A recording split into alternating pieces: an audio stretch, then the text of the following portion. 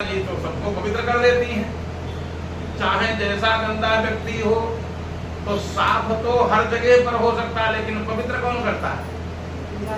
साफ में और पवित्रता में बड़ा अंतर है। साफ सफाई और पवित्रता में अंतर है। क्या अंतर है?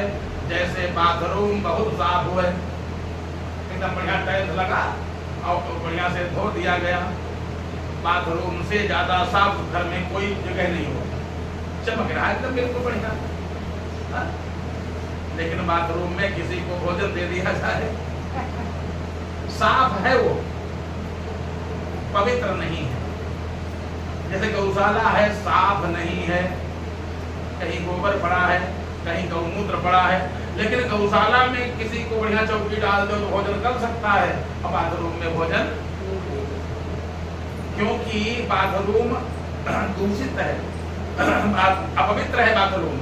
और गौशाला देखने में साफ नहीं है लेकिन पवित्र है। इसी प्रकार से जैसे कोई महान पापी व्यक्ति हो, गंगा जी में जाए, स्नान करे, और स्नान कर लिया और उसके बाद में जितना उसके मल, बाहरी मल था वो तो साफ हो गया, अंदरूनी मल भी साफ हो गया, एकदम पवित्र हो गया।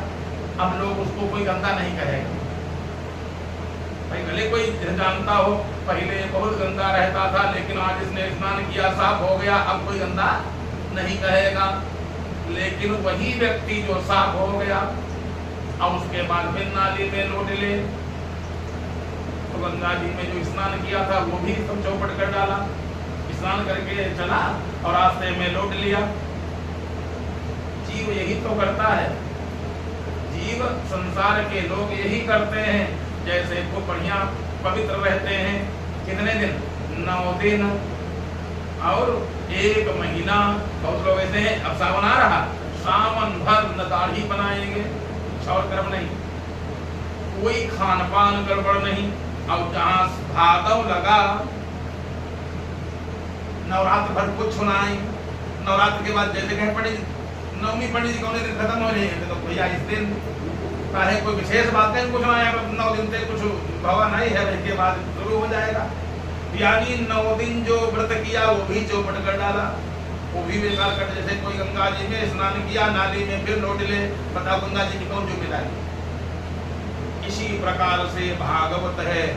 भागवत जैसा साधन इस संसार के तीनों लोकों में कोई दूसरा साधन भागवत जैसा नहीं।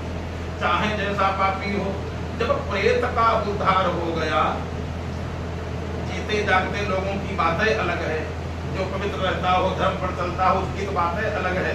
जब धुंधकारी प्रेत का उद्धार इसी भागवत से हो गया, तो नारद जी ने कुमारों से पूछा, महाराज कितना बड़ा पापी हो? कोई नाप तौल है, कोई मानक तय है कि इतना बड़ा पापी होगा तो उद्धार होगा, ज्यादा पापी होगा तो उद्धार नहीं होगा? कुछ ऐसा मानक तो नहीं है। कुमारों ने कहा, सुनो नारद, चाहे जैसा पापी हो, तीनों लोगों में जिसको कहीं जगह न मिलती हो, उसको चाहिए, उसको भी, उसके लिए भी भागवत है। और जो निष्पाप हो उसके लिए क्या पूछना, वो तो देवतुल्य हो जाएगा। और जो महान पापी हो, पापाचार करने वाला हो, तो लिखा, ये मानवा पाप कृता सर्वदा सदा दुराचार रता विमार्गदा। हमेशा दुराचार करता हो, पाप करता हो, जुआ खेलता हो, सत्य नहीं ना पितृमातृ दूषका, साथ जिंदगी में न बोला हो, माता पिता की निंदा किया हो। माता पिता की निंदा बहुत बड़ा पाप लगता है, लेकिन माता पिता निंदा किया हो। लिखा, तृष्णा कुलाश्चा श्रम धर्म वर्जिता, तृष्णावान हो, अपने आश्रम धर्म को त्याग दिया हो, ब्राह्मण हो करके शूद्र हो गया। क्या ब्राह्मण भी शूद्र हो सकता है? हो सकता है। कैसे? अगर गिरजा है तो ब्राह्मण, यदि वो खूंटी पर टांग दे, सिखा कटवा डाले, शूद्री का साथ कर ले, शूद्री से विवाह कर ले, बताओ क्या बचा? यानी भ्रष्ट हो गया हो। ऐसा व्यक्ति भी अगर 7 दिन की भागवत सुने, भगवान कहते हैं वो पवित्र हो जाता है, फिर उसमें कोई पाप नहीं बचता है, पर दोबारा पुनरावृत्ति उस पाप की न करे। ऐसी है भागवत है। आज भागवत सुने कैसे? कल एक कथा बताइए, भागवत सुने कैसे? तो पहले तो विद्वान ब्राह्मण के पास जाए और पूछे हम कब भागवत सुने। आजकल सब धर्म के विपरीत काम होने लगा, पंडित लोग खुद ही आ जाते हैं, ऐसा करो तुम भागवत सुन जा रहो, हम तुमका सुनावा चाहते हैं, अब आज काल हम सुन ले। यानी हारमोनियम केरियल पर बंधी है, ढोलक बंधी है, बात तुमका हम सुनावा चाहते हैं। अरे भाई, उस जीव को खुद ही चाहिए जो जिसकी आवश्यकता है वो आवे। कुआं किसी पास प्यासे पास थोड़ी ले जाएगा। लेकिन आजकल उल्टा कलयुग के प्रताप से सबके सब जाति कुजाति कहना पड़ता है, चाहे जैसा व्यक्ति हो, ज्ञानी है अज्ञानी है, भागवत का श्लोक कह पाता है तब ठीक, नहीं कह पाता तभी भागवत सुनो, बस खाली नाम भागवत का और सुनाते सोहर बन रहा है। भगवान जाने श्रोता को क्या मिलेगा और वक्ता का किस लोक में जाएगा। दोनों पाप के भागी हैं। हम ये नहीं कहते कि दूसरी जाति का कोई व्यक्ति कथा न कहे, कथा कहे, लेकिन कथा आती हो तो कहे। पढ़ा कुछ है नहीं, लिखा कुछ है नहीं, मनमानी कथा कहने लगे। महाराज कथा कैसे सुने? नारद जी ने पूछा कुमारों से, तो कहा विद्वान ब्राह्मण के पास जाए, जाकर के बढ़िया मुहूर्त ले और मुहूर्त के बाद में घर में बढ़िया जैसे विवाहे आदिशम वित्तम तादिशम परिकल्पयेत, जैसे विवाह में उत्सव मनाते हैं ऐसे भागवत में भी उत्सव मनावे, बढ़िया मंडप बनावे। मैं न मातृ पूजन करे, मातृ पूजन इत्यादि करे। मातृ पूजन ये देखो, मातृ पूजन किया गया है, ये मातृ पूजन है। गौरी पद्मा सची मेधा सावित्री विजया जया देवसेना सुधा स्वाहा मातरो लोक मातरा हृष्टि कुटिता पुष्टि आत्मनः कुल देवता गणेशा नामिका हेता वृद्धौ पूजा षोडश। ये षोडश मातृका सप्तघृत मातृकाएं। मातृकाएं क्या हैं? जो माताएं जाती सूप में गेरू लेकर के दरवाजे दरवाजे बनाती हैं, ये वही चीज है, मातृ पूजन है। सात घृत मातृकाएं श्री लक्ष्मी घृति मेधा स्वाहा प्रज्ञा सरस्वती मांगल्ये सुप्रपूज्यन्ते सप्तैता घृत मातरा। ये सप्तघृत मातृकाएं हैं, सात घृत मातृकाएं। कुल देवता सबकी पूजा, नवग्रहों की पूजा, सर्वतोमंडल बढ़िया सबकी पूजा करे। अब पूजा करके बढ़िया सुंदर भागवत जी की कथा को श्रवण करे। भागवत की कथा जैसे ये है, भागवत इसमें 18,000 श्लोक हैं, 12 स्कंद हैं। ऐसी बढ़िया सुंदर दिव्य कथा 18,000 श्लोक हैं। कम से कम 7 दिन में 18 श्लोक सुन ले, यानी 7 दिन में 18 श्लोक सुन ले, ना 18 हो 7 ही सुन ले। लेकिन 7 क्या, 7 शब्द भागवत के नहीं होते। ये अब कलयुग का ऐसा प्रताप हो गया। यदि जैसा भागवत में लिखा है आज भी कोई वैसे सुने, तो अगर प्रेत दिखाई पड़ता हो तो प्रेत का उद्धार तो हो ही जाएगा। यानी महान पापात्मा हो, प्रेत हो गया हो, उसका आज भी उद्धार हो जाएगा, इसमें संशय नहीं है। लेकिन भागवत का सार इसलिए चला गया क्योंकि लिखा है गेहे गेहे जने जने करिता कण लोभेन। थोड़े से पैसे के लोभ के मारे जन जन को लोग घर घर जाते हैं, घर घर पूछने जाते हैं भागवत सुन लियो। वो व्यक्ति कहता हमारे पास टाइम नहीं है। अरे तभी टाइम निकाल लियो। नहीं नहीं हमारे पास टाइम नहीं है, हम नहीं सुन पाएंगे। अरे तुम खाली नाम कह दो बस, अपने दरवाजे पर थोड़ी जगह दे दो। ये हो रहा है। अब काहे के लिए करिता कण लोभेन, ना ही कुछ ज्यादा मिलेगा तो 1000-2000 रुपया मिल जाएंगे और विधा पानी मिल जाएगा, मजदूरी ठीक रही। ये धंधा बढ़िया है। अब भागवत कथा में धंधा, ये है काम, ये बहुत बढ़िया व्यापार है। इस व्यापार, इसको व्यापार की दृष्टि से लोग जो है करने लगे। ये व्यापार नहीं है, ये है हाँ जो कथा कह रहा उसकी आवश्यकताएं हैं, आवश्यकताओं की पूर्ति के लिए धन लेना चाहिए और धन जो श्रोता देना चाहिए, लेकिन मतलब इसका व्यापार नहीं है। बढ़िया से 7 दिन की कथा सुने और कथा अगर सुन लेता है तो इसमें संशय नहीं, जब प्रेत का कल्याण हो जाता है तो जो व्यक्ति हो, निष्पाप व्यक्ति हो, बढ़िया हो, उसका कल्याण क्यों नहीं हो जाएगा। इस ऐसी ये श्रीमद् भागवत महापुराण की कथा है।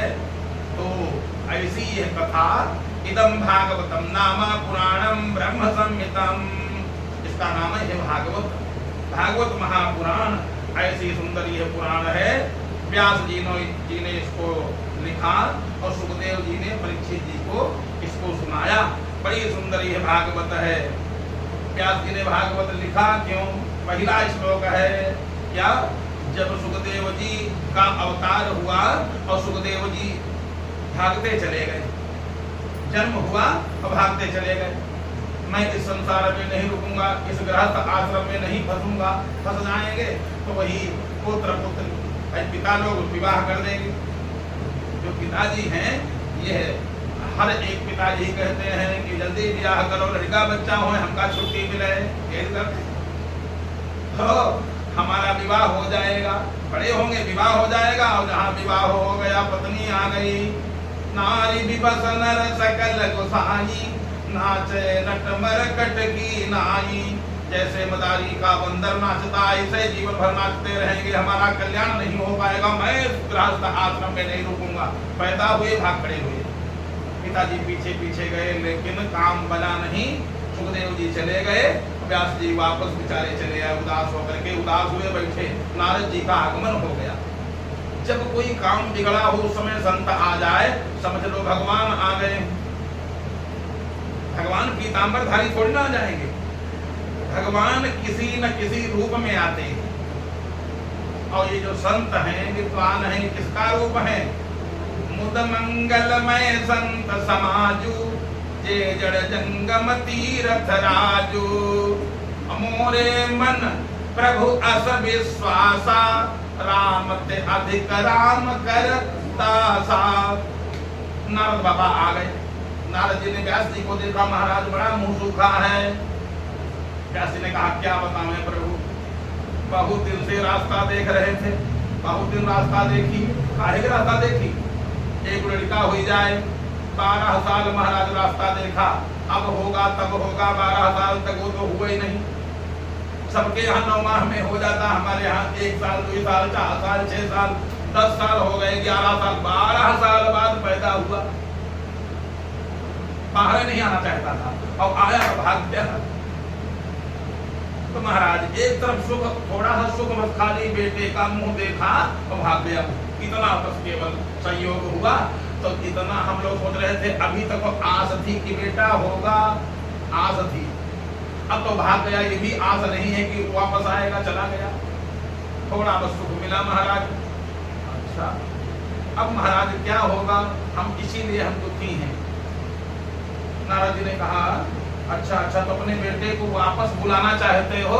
हाँ महाराज, कौन नहीं चाहता, अगर हमारा लड़का आ जाए तब ठीक रहेगा। अच्छा अच्छा तो आ जाएगा, कैसे? अभी तक आपने 17 पुराणों की रचना किया है, अगर भागवत महापुराण की रचना करो, अभी तक आपने देवी पुराण तो देवी जी का, शिव पुराण शिव जी सब कुछ है, अग्नि पुराण तो अग्नि भगवान सब कुछ है, वायु पुराण वायु महाराज सब कुछ है, मत्स्य पुराण, कूर्म पुराण, 12 पुराण, आपने सब पुराणे बनाई, अभी तक बांके बिहारी का सुंदर चरित्र आपने नहीं लिखा। अब भागवत महापुराण की रचना करो, तुम्हारा बेटा वापस आ जाएगा, पुत्र वापस आ जाएगा। नारद जी ने बताया और नारद जी बता करके चलते बने। व्यास जी ने मन में विचार किया कि अगर भागवत की रचना हो जाए बात तो ठीक है, तो स्त्रियों का अधिकार वेद पढ़ने में नहीं, उनका कल्याण कैसे होगा? सूत्रों का अधिकार वेद पढ़ने में नहीं, उनका कल्याण कैसे होगा? अब देखो कई कारण है भागवत को बना जो है भागवत की रचना होने में, कि स्त्रियों का कल्याण कैसे, सूत्रों का कल्याण कैसे, दूसरे अपना कल्याण कैसे, हमारा भी बेटा चला गया। तो अगर पुराण महापुराण बन जाए तो सबका कल्याण हो जाएगा, क्योंकि महापुराण जो स्त्री सुन लेगी, सूत्र सुन लेगा, कोई सुन ले संसार में, ये नहीं किसी के सुनने में सबका अधिकार है और कहने में अधिकार नहीं। इसी पर आजकल विवाद चलता है, लेकिन सुनने में सबका अधिकार है, हर व्यक्ति इसको सुन सकता है, सबका कल्याण। व्यास जी ने मन में विचार किया, बढ़िया सुंदर 18,000 श्लोक वाली भागवत तैयार किया। अब भागवत पोथी तैयार हो गई। ब्रह्मा जी ने 4 श्लोक सुनाए और 4 श्लोकों का विस्तार किया, 18,000 बन गए। बढ़िया पोथी तैयार। एक चेला ने कहा गुरुजी हमको ये पोथी दे दो, हमको पढ़ा दो, हमको ये दे दो। व्यास जी ने कहा सब बात ठीक, मैं सब दे सकता हूँ, ये पुराण अपने लड़के को दूंगा, हमारा बेटा आ जाए। गुरुजी बेटा तो है नहीं, आ जाएगा, नारद जी ने कहा है। नारद जी ने कहा है आ जाएगा। तो एक श्लोक अपने चेला को दिया, जाओ ये श्लोक लेकर के जंगल में जाना और बार बार कहना, हो सकता लड़का सुने आ जाए। वैशंपायन ने एक श्लोक लिया, अहो बकीयस्तनकालकूटम जिघांसयापाययतप्यसाध्वे लेभे गतिं धाति ततो निचोद्भवत कम्बा दयालुं पुरुषं व्रजेम। अहो बकीयस्तनकालकूटम, अहो बकीयस्तनकालकूटम। अरे देखो तो सही, अर्थ बहुत बढ़िया। जैसे हम आपको मालूम हो जाए कि ये व्यक्ति से हमको खतरा है, बताओ व्यवहार रखोगे? मालूम खाली हो जाए कि पड़ोसी से खतरा है, कोई व्यवहार रखेगा? अच्छा ये मालूम हो मार डालेगा, तब तो बिल्कुल नहीं व्यवहार रहेगा। लेकिन हम लोग उतना दयालु नहीं हैं। दयालु तो परमात्मा है कि जो पूतना आई और भगवान को जहर पिला दिया, भगवान को जहर पिला दिया। भगवान ने दूध के साथ जहर को भी पिया, प्राण भी पी गए।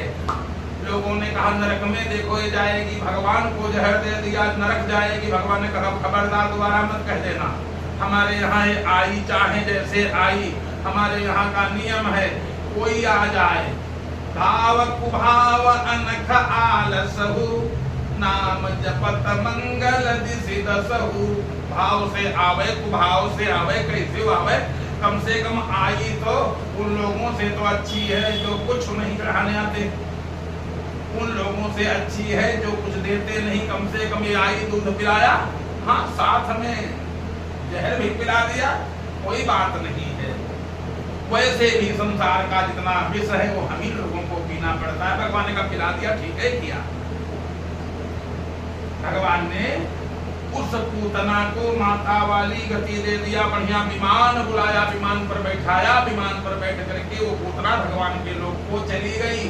कम्बा दयालु, इतना बड़ा दयालु और कौन हो सकता है जो जहर पिलावे और उसको बढ़िया सुंदर वैकुंठ मिल जाए। इतने दयालु भगवान हैं। जैसे सुखदेव जी ने इस श्लोक को सुना, सुखदेव जी आ गए।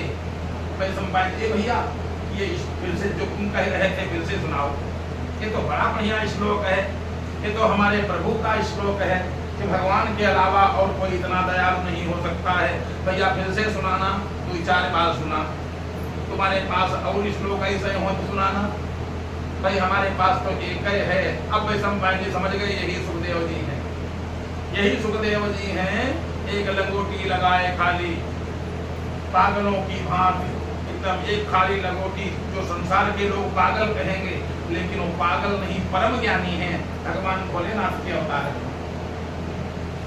समझ गए? ये यही जो है व्यासपुत्र हैं, यही सुखदेव जी हैं।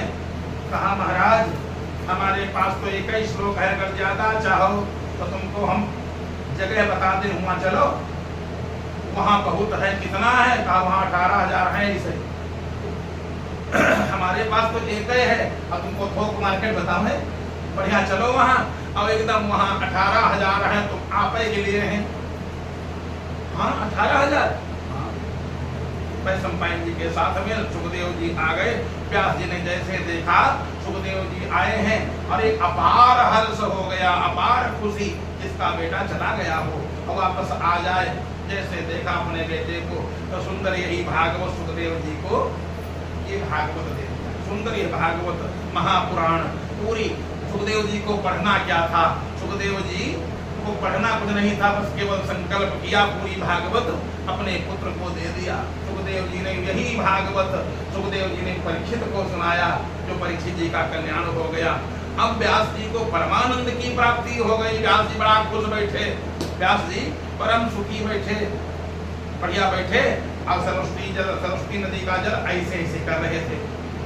नारद जी तब तक फिर आ गए, बढ़िया बीड़ा बजाते हुए नारद जी आ गए। श्रीमन नारायण नारायण नारायण श्रीमन नारायण श्रीमन नारायण नारायण नारायण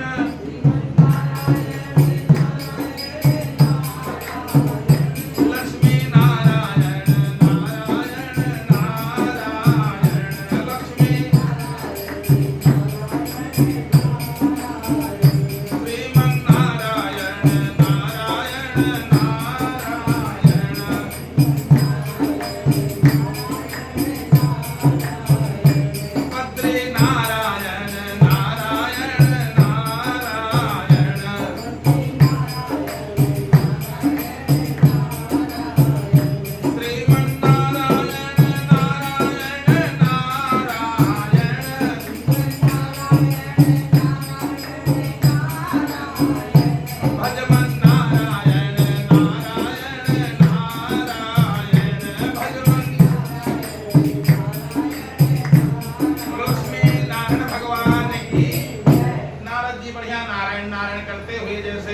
व्यास जी ने देखा, अरे बड़ा आनंद आ गया। महाराज महाराज महाराज प्रणाम, जय हो प्रभु। नारद जी ने कहा आज बड़ा आनंद में? हाँ महाराज, आपने जो उपाय बताया था मैंने किया, हमारा बेटा हमारा पुत्र वापस आ गया है। अच्छा तो अब आनंद? हाँ महाराज पूरा आनंद है। लेकिन एक बात महाराज बताई जाए क्या, आपको इतना ज्ञान कहाँ से मिल गया? आपको इतना ज्ञान कहाँ से, नारद जी से पूछा, आपको इतना ज्ञान कहाँ से मिल गया महाराज? आपने उपाय बताया और तुरंत फायदा। जैसे कोई उपाय बताओ तुरंत फायदा हो जाए तो लोग कहेंगे बहुत बड़ा ज्ञानी। महाराज आपको इतना ज्ञान कहाँ से मिल गया? आप बहुत ऊंचे खानदान के हो, कैसे खानदान? नारद जी ने कहा भैया हमारा खानदान बड़ा विचित्र है, हमारी बात न पूछो। व्यास भगवान ने कहा नहीं फिर भी आप कौन से खानदान के हो, आपको इतना ज्ञान कहाँ से मिला? तो नारद जी बोले हमारा पूर्व जन्म सुनो। हम पूर्व जन्म में क्या थे? हम पूर्व जन्म में दासी के पुत्र। क्या कहा? में दासी के पुत्र, चौका बर्तन करने वाली। अच्छा तो तुम्हारी माँ क्या पहले से चौका बर्तन करती? नहीं तो पहले से नहीं करती थी, हमने अपने पिता को तो देखा नहीं। यानी अगर व्यक्ति की कथा सुने और सुधरना चाहे कोई व्यक्ति तो सुधर सकता है, कथा सुन करके सुधरना चाहिए। नारद जी ने कहा हमारा कोई बड़ा ऊंचा खानदान नहीं था, हम गरीब परिवार के थे और हम इधर पैदा हुए, उधर पिताजी का स्वर्गवास हो गया। अकेली मेरी माता जी योसिन मूढ़ा चकिंकरी, कुछ बुढ़ापा भी उनको आ गया था और गरीबी ज्यादा थी, वही बुढ़ापा, गरीबी बुढ़ापा पहले, जब कमजोर शरीर होगा बुढ़ापा आ गया। योसिन मूढ़ा चकिंकरी, किंकरी माने दासी। तो जब गरीबी आ गई, पिताजी रहे नहीं और हम छोटे थे, माताजी पड़ोस में गई मांगने, जिसके घर जाएं हमारे यहाँ नहीं और भर देखो। गरीबी में अब बेचारी सब कहीं इधर उधर गई, लेकिन किसी ने दया नहीं किया। माँ ने सोचा, हमारी माँ ने, कि अब कुछ काम किया जाए, तो काम मांगने जाए कामों में मिले। माँ ने सोचा कोई बात नहीं, जो काम मिल जाएगा वो कर लेंगे, क्योंकि गरीबी पता नहीं कौन कौन से काम करवा लेती है। कि जब गरीबी आ जाए, दुख आ जाए, आरत, तुलसी बाबा ने लिखा है, आरत काहन करे कुकर्मु, मांगऊ भीख त्याग निज धर्मु। गरीबी, आर्त माने दुख, दुख और गरीबी पता नहीं कौन कौन से कुकर्म करवा देती है। मेरी माँ ने सोचा अब भीख मांगने से अच्छा यही है किसी घर में चौका बर्तन कर लिया जाए, काम करके खाया जाए। मेरी माँ गई पड़ोस में, तुम्हारे बर्तन धो दिया करूंगी, कुछ मिल जाएगा? हाँ मिल जाएगा। थोड़े पैसा भी मिल जाते, भोजन भी मिल जाता। और मेरी माँ यही सोचती थी बालक बड़ा हो जाएगा, लड़का सयाना हो जाएगा तो बुढ़ापे का सहारा हो जाएगा, गरीबी हमारी दूर हो जाएगी। हमको पालने लगी। हम 4 साल के हो गए, 4 साल के हो गए, सामग्री तो नहीं थी लेकिन माँ में प्रेम बहुत था। कहीं कुछ मिलता तो कितना स्नेह करती, स्वयं न खाती, हमको खिला देती। एक दिन की बात है, एक दिन की बात, गांव में जब माता हमारी चौका बर्तन करती थी, गांव में चतुर्मासा करने के लिए महात्मा लोग आ गए। यही समय था चतुर्मासा, अभी एकादशी शुरू हो जाएगा। आज कौन तिथि है? आज शुरू, आज से चतुर्मासा शुरू, चातुर्मास से। यही समय था। एक दिन की बात, आज जो समय यही दिन था। नारद जी बता रहे हैं चतुर्मासा करने के लिए महात्मा लोग गांव में आ गए। भैया आज एकादशी है, अब इसी गांव में हम 4 महीना रुकेंगे। गांव के लोगों ने कहा धन्य भाग हमारे, हम लोग सब व्यवस्था करेंगे। किसी ने बढ़िया कुटिया बनवा दिया, किसी ने ईंधन की व्यवस्था, किसी ने भोजन की व्यवस्था, किसी ने शराब की व्यवस्था, किसी ने फलाहार की व्यवस्था, सब हो गई। महात्मा लोग भजन करने लगे। चतुर्मासा में भागवत की कथा होती। चतुर्मासा में महात्मा लोग एक जगह पर बढ़िया सुंदर भगवान की कथा कहते हैं। कथा होने लगी, सब व्यवस्था हो गई। बर्तन मांजने वाली नहीं, बर्तन कौन मांजे? गाँव के लोग बोले सुनो सब बात ठीक, हम बर्तन नहीं मांजेंगे, ये तो बदनामी वाला काम है। पर जी लोग कहीं बर्तन मांजते हैं, हम बर्तन नहीं मांजेंगे, 2 रुपया दे सकते हैं। एक बोले बुढ़िया अपने घर में आती, उससे कह दो। गए क्या माता जी बर्तन धो दोगी भंडारे के? अरे हाँ हाँ, पूरा जीवन जा रहा बर्तन धोते धोते घरों के। हम महात्माओं के भी बर्तन सेवा का अवसर मिल जाए। और वास्तव में अब उसको ये पुण्य और पाप नहीं मालूम था, लेकिन महात्मा लोग हैं, इनके बर्तन हम धो देंगे। वास्तव में अगर सबसे बड़ा कोई धर्म है तो यही धर्म है। क्या धर्म? सिर बल जाऊं उचित असमोरा, और सबते सेवक धर्म कठोरा। सबसे बड़ा धर्म, कठिन धर्म क्या है? सेवा करना। सेवा सबके बस की बात और सबके कर्म की बात नहीं, सबके कर्म में भी नहीं लिखी। कोई व्यक्ति बूढ़ा है, प्रॉपर्टी सब बांट लेंगे, लेकिन सेवा सबके बस की बात बड़ी मुश्किल है। सब जबकि सबते सेवक धर्म कठोरा। काहे से? सेवा में सुख प्रत्यक्ष में दिखाई नहीं पड़ता। प्रत्यक्ष में सेवा का सुख दिखाई नहीं पड़ता है। बड़ा सुख, धर्म बहुत बड़ा है, लेकिन प्रत्यक्ष में नहीं दिखाई देता सुख। क्योंकि जैसे भाई तुम सुख चाहो, अब कोई व्यक्ति गंदगी में लेटा है और रात 12 बजे आए, कपड़े चेंज करवा बदलवा दो, बताओ कितना सुख मिलेगा उस समय? अब कौन उठे कौन जाए, बड़ा मुश्किल है। लेकिन जो जाए तो सबते सेवक धर्म कठोरा। बहुत बड़ा धर्म है ये, पता नहीं कितने यज्ञों के बराबर फल मिलता है। सबते सेवक धर्म कठोरा। सबते तो बूढ़ी माँ ने कहा हम बर्तन साफ कर दिया करेंगे, भंडारे के जितना होगा वहाँ हम सब सफाई कर देंगे, झाड़ू बहारू कर देंगे। गई तो जिन घरों में बर्तन माँ देती थी, खाना में भोजन मिल जाता था, आज वहीं भंडारे में खा लेना। नारद जी को बोले हम और हमारी माता जी दोनों, हमारी अवस्था वही लगभग 4.25 साल के हम हो गए थे। हमको याद है हम और मेरी माता जी पहुँच गए जहाँ भंडारा था। गए तो भंडारे में सब लोग भोजन कर चुके थे। बर्तन धोने का नंबर था, चलो बर्तन धो ले। बर्तन धो, पत्तल पड़े हैं, पत्तल उठा जा रहे हो।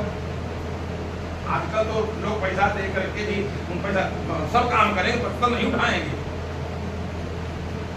लेकिन ये ऐसे महान काम भगवान कन्हैया ने लिया था।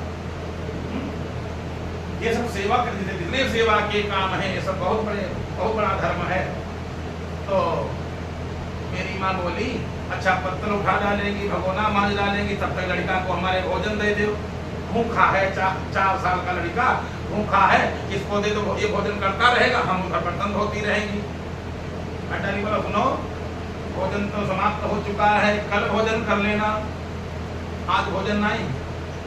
तो कहा नहीं, भोजन आज वेतन चाहे 6 दिन के बाद मिले, कोई बात भोजन रोज चाहिए। कोई कहा 4 रोटी खाते हो और महीना भर के बाद भोजन कर लेना, 10 दिन के बाद भोजन कर लेना, 40 रोटी एकदम से खा लेना। तो एकदम से वेतन लिया जा सकता है, एकदम से भोजन नहीं लिया जा सकता है। हमारा बेटा भूखा है, दे दो, कहा ना, हाँ भोजन नहीं बचा, कल भोजन करना। मेरी माँ रोने लगी, हाय हमारा लड़का देखो भोजन भी नहीं पाएगा, क्या होगा। लेकिन तब तक कहा जब ऐसा करो, बूढ़ा बर्तन उठाइए, पत्थर उठाओ। मेरी माँ ने पत्थर उठाना शुरू किया। देखा क्या, पत्थर पर इतनी कढ़ी, एक पत्थर पर इतना चावल, महाप्रसाद, कहीं थोड़ी रोटी। तमाम पत्थर थे, 50 महात्मा थे, सभी पत्थरों पर की जूठन एक पत्थर पर इकट्ठा किया, पूरा ढेर हो गया। इतना था, पूरा ढेर बन गया। मेरी माँ ने और मैंने दोनों ने भगवान का प्रसाद मान करके उस अन्न को खा लिया। एक तो जूठन किसी को देना नहीं चाहिए, जूठन देने से अपना पुण्य बढ़ जाता है। लेकिन वो भंडारे का महाप्रसाद, महात्माओं की जूठन 4 महीना हम दोनों ने खाई। 4 महीना हम, मेरी माता जी, हम खाते रहे और 4 महीना बीत गए। बढ़िया कथा सुनते रहे, रोज कथा होती थी, हाथ जोड़ करके बैठ जाते। मेरी माँ भी कुछ देर सुन लेती। 4 महीना बीत गए और 4 महीना के बाद अब हम देखते थे महात्मा लोग पूजा कैसे करते हैं, इसे श्वास ऊपर खींचे, हम भी देखते रहे। 4 महीने बाद महात्मा बोले अब आज हम लोग चले जाएंगे शाम तक। क्यों? अब देवोत्थानी एकादशी हो गई, भगवान जाग गए, अब हम भी चलेंगे। तो बाबा अब कहाँ जाओगे? अरे अब तो विचरण होगा, अब विचरण 4 महीना एक जगह है, अब 8 महीना विचरण। तो बाबा हमको भी लिए चलो।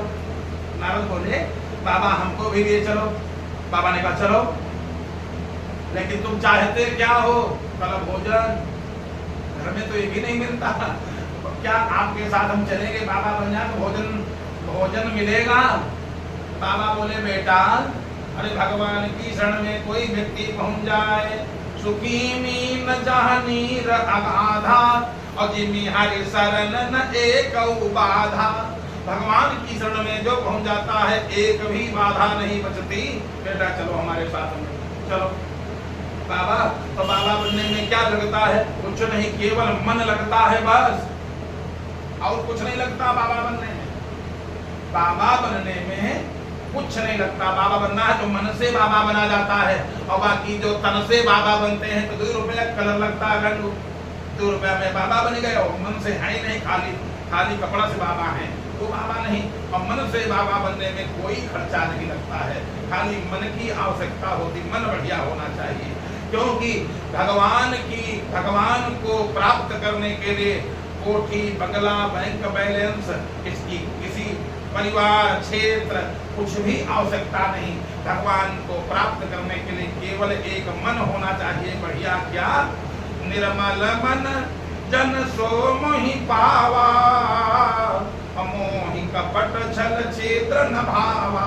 भगवान कहते हैं जिनका मन निर्मल है, हमको कौन प्राप्त कर सकता है? निर्मल मन, जिनका मन है निर्मल, ऐसा व्यक्ति हमको प्राप्त कर सकता है। मन निर्मल हो और छल प्रपंच जिसके मन में न हो, समझ लो हमको प्राप्त करने के लिए उसके पास पूरी डिग्री हो गई। चलो बेटा।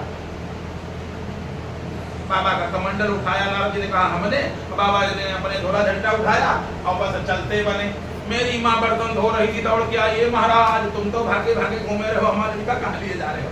हमारा लड़का अकेला है, हम बाबा नहीं बनने देंगी। छीन लिया। हम रोते रहे, माता जी जाने दो, घर में तो भोजन का भी ठिकाना नहीं, हम जाएंगे भगवान का भजन करेंगे। लेकिन माँ ने कहा अरे बेटा तू समझता नहीं है, तो मारे मारे घूम रहे हैं, कहाँ जाओगे?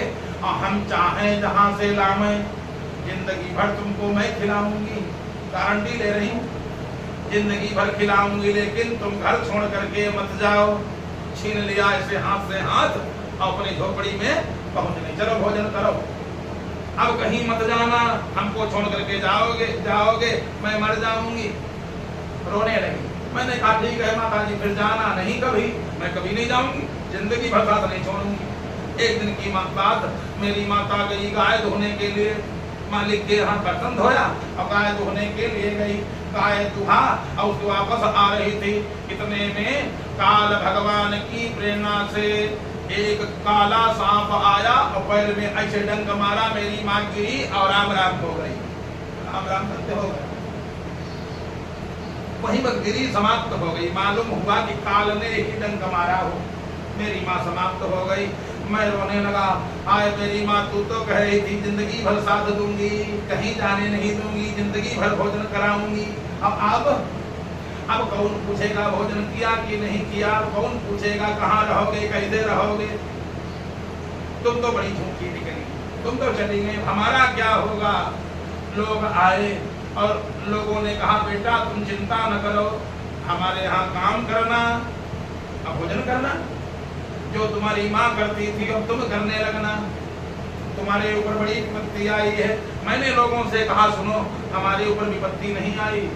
कुछ लोग कहने बेटा तुम जानते नहीं हो, तुम्हारे ऊपर भगवान ने विपत्ति डाल दिया। मैंने कहा भगवान ने हमारे ऊपर विपत्ति क्यों डाला? विपत्ति तुम लोगों के ऊपर डाला है, अब तुम लोगों का से बर्तन कौन धोएगा? हमारे ऊपर विपत्ति नहीं है, विपत्ति नहीं, रघुपति कर दाया, अभोग भोगाय छुटा वही माया, विपत्ति नहीं, रघुपति कर दाया, ये भगवान की कृपा है, विपत्ति नहीं। यही माँ कहती थी जिंदगी भर साथ दूंगी। अब हमको मालूम हो गया संसार में कोई किसी का साथी, जब जिसका काम बन गया चलता बनता, कोई किसी के रास्ता नहीं देखता है। आज आंखें खुल गई। हम तो सोचते थे ये कहती जिंदगी भर हम साथ दूंगी, चले गए होते उस दिन बाबा लोग थे। अब संयोग बने कि न बने, अब कोई बाबा लोग मिले कि न मिले, पता नहीं कहाँ गए होंगे। लोगों ने कहा बेटा तुम चिंता न करो, घर पर फटे पुराने कपड़े सब पड़े रहते हैं, भोजन रोज बच ही जाता है, चलो हमारे घर में रहना। इतना मैंने सुना, अब बस हम भाग खड़े हुए उत्तर दिशा की तरफ। भागते भागते नदी पर्वत जंगल जंगल बहुत दूर निकल गए और एकदम से मूर्छा आ गई, बेहोश होकर के गिर गए। जब होश आया तो देखा शेर बैठा है जंगल में। वहां मकान मालिक के घर पर एक ही सांप कहीं से निकला था, यहाँ जंगल में जो देखा विषैले विषैले मोटे मोटे सांप अजगर। मैंने सोचा मेरे कोई है नहीं, अगर ये सांप हमको काट ले जीवन लीला समाप्त हो जाए, छुट्टी में कोई शेर हमको खा ले काम खत्म हो जाए, कहाँ हम जाएंगे क्या करेंगे। लेकिन भगवान की कृपा जिसके ऊपर होती है, कहो सर्प पर पैर पड़ जाए, रात भर सर्प पर लेटे रहो, रात भर सर्प के ऊपर लेटे रहो, न काटे। और बड़ी सुरक्षा करो, जहां पर कोई एक चीटा भी न पहुंच सके उसमें खाओ, सर्प आ जाए काट ले। हमने देखा बहुत लोग सर्प पर लेटे रहे, रात भर सवेरे जागे तब बिछौना ऐसे किया, अरे वहां सा नहीं काटा। कहने का मतलब जब भगवान सुरक्षा करते हैं, अरक्षितम तिष्ठति दैव रक्षितम, जिसकी कोई सुरक्षा नहीं करता उसकी तो सुरक्षा भगवान करते, जिसकी कोई सुरक्षा नहीं करता उसकी सुरक्षा भगवान करते हैं। आज मैंने जब देखा सांप इत्यादि बिच्छू इत्यादि सब जंगल में है, बड़ी तेज भूख लगी थी, प्यास भी लगी थी, देखा एक वही जंगल में सरोवर था, मैं गया थोड़ा मुंह धोया, जल पिया और जल पीने के बाद तो थोड़ा स्वस्थ हुआ। मैंने एक पीपल का पेड़ देखा और पेड़ के नीचे में जाकर के बैठ गया, जैसे महात्मा लोग बैठते थे। हमने भी ऊपर श्वास खींचा, हमने सोचा अब हमारा कोई संसार में तो है नहीं भगवान के अलावा, अब उसी का ध्यान किया जाए। ऊपर श्वास खींचा, भगवान का ध्यान किया और खाने की वस्तु थी ही नहीं। मैंने प्रण कर लिया जब तक भगवान नहीं आ जाए तब तक श्वास नहीं लूंगा। सबके सिंहासन हिलने लगे, इंद्र का सिंहासन हिला, वरुण कुबेर का सिंहासन हिला। अब क्या होगा? भगवान ने कहा चिंता न करो, मैं जा रहा हूँ। भगवान आए और यहाँ एक लगभग 5 साल का हो गया है, 4.5 साल 5 साल का, और श्वास ऊपर नीचे बैठा है, श्वास नहीं ले रहा। भगवान आए, भगवान ने सोचा अब इसको भक्ति बढ़ाने के लिए दर्शन देना पड़ेगा।